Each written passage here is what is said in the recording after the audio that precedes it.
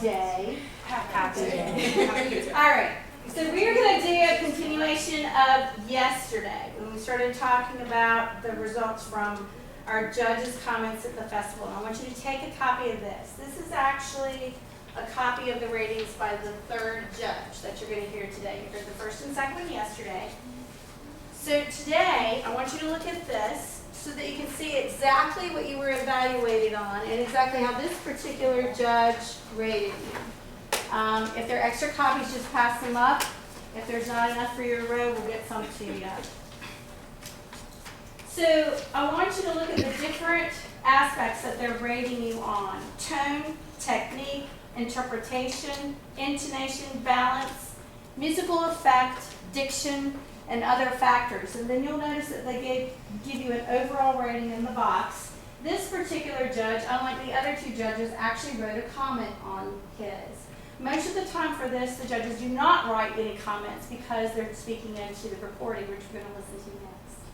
So what we're going to do right now is we're going to listen to the recording. I would love it if you actually pull your pencil out. And as you're listening to the recording, I want you to do two things. I want you to have your music in front of you so everybody get Consecrate out and get your pencil handy. And I want you to look at what the judge wrote for his evaluation of you on each of these things. And then I want you to write in your own evaluation of yourself, what you think. We're only going to listen to Consecrate right now because of time. But then we're going to go back and listen to Ave and do the same thing in just a little bit. So get your copy of Consecrate up so you can follow along as you listen to the recording. Jared? I don't understand the grading scale with the Roman numerals. Oh, I'm sorry. So with the Roman numerals, one is superior. Roman numeral 1. 2 is excellent. 3 is good. 4 is fair. 5 is poor. And 6 would be don't come back. But no, it probably would be. But anyway, so if you look at for tone, he gave us a solid superior. Okay, a solid 1. For interpretation, he gave us an excellent plus. Does that make sense? For musical effect, he gave us an excellent plus. For technique, he gave us a superior minus. All right? So that's how you would look at those Roman numerals. That's an excellent question. That's a bit weird, isn't it? No, that's the standard music world. And it's the same thing when we were at MPS. Our judges, that's what they used as the scale. Okay? All right, so are we ready to listen? Yes. All right. I think you're going to enjoy hearing the comments from this judge.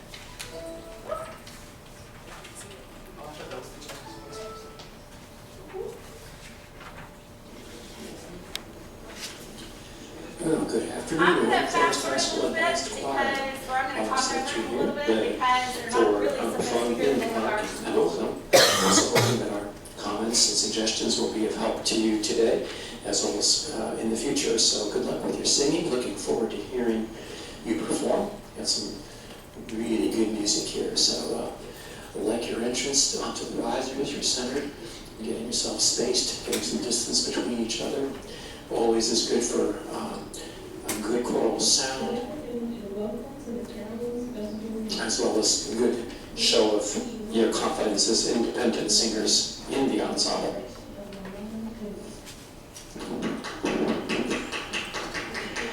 And the crowd goes crazy.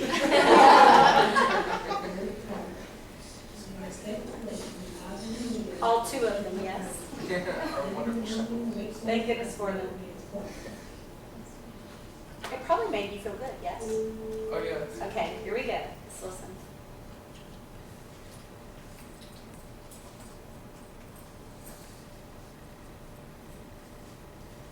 Consecrate the place and day to music and Cecilia.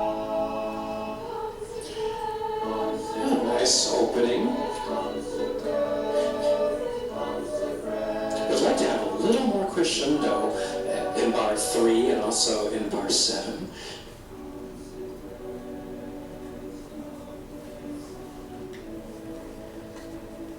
Sure that fermata chord locks in immediately.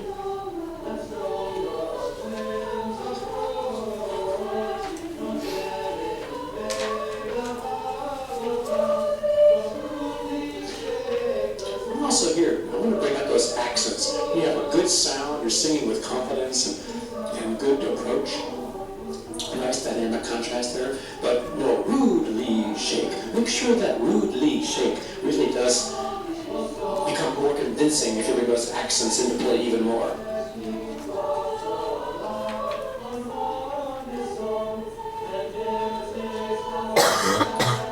Now another crescendo poco a poco, so you want to start bottom of 6 a little softer, so we can get that crescendo in direction is kind of what we're missing a little bit.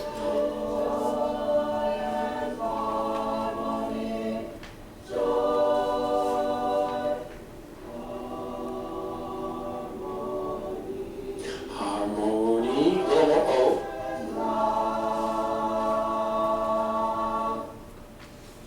Nice release. Yeah, good cutoff. It's very clean singing. It's a very easy group to listen to.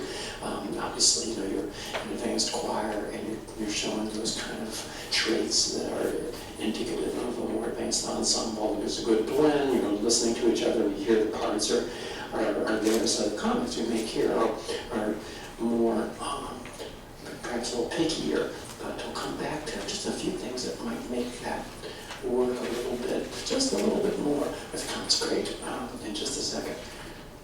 Wait for these people to come in and get started. The first case on Consecrate is really good. I would just encourage you to make the consonants in the middle as clear as you're doing some of those at the beginning and the end. So Consecrate. The second K sound needs to be just as active as the first K sound, and you'll pick more definition that way. Also, perhaps a little bit of space between the dotted note and the 16th note, kind of in Baroque style. Consecrate. And same thing with Wynn's approach. Put a little space between the dotted 8th and the 16th. We'll give that a little more dance-like quality, and it'll make the 16th come through. So I'm going to stop him there, and I want you to reflect on just those few comments that he made. What you think about that, and what did you think about what you heard and what he was saying? Yep.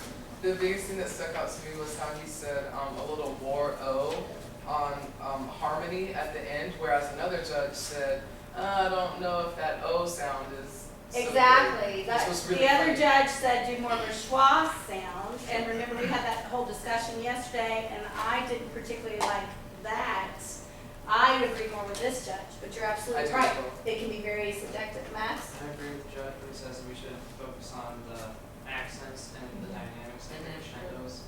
So I don't think we utilize that enough. I think you're absolutely right. I think probably we were so busy focusing on the Ave Maria piece and fixing what we needed to with that we really got a little lax on that. So you're absolutely right. Kind of, Kate? How I said the consecrated second speech, we've never really talked about We've that. never talked about that. And so I love the fact that here's another set of eyes and ears that's picking up other things that we can fix on this for the next time we perform it in our spring concert, which I think is really valuable. Anything else? Okay, so I think actually, and I wrote down some of those things, and again, the accents, the dynamics, which you guys have already mentioned. Look at bottom of page 6.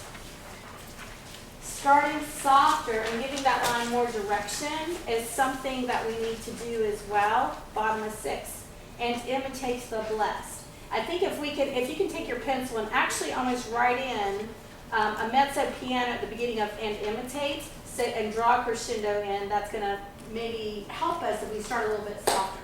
And we're making the line. We're at bottom of page 6, and imitate. Okay?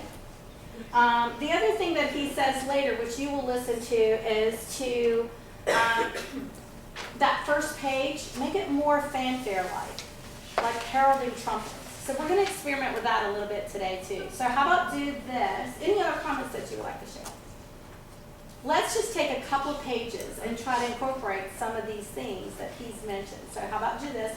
Take your paper and pencil, put it to the side, but keep your music out. Everybody stand. Have your music in front of you. So guys, one of the things that I want us to work on is making a little more line, moving in more of a line. So when you're doing crates and day, those dotted notes, can you do like a little more crescendo on it? Shape it a little bit more, okay? All right? And again,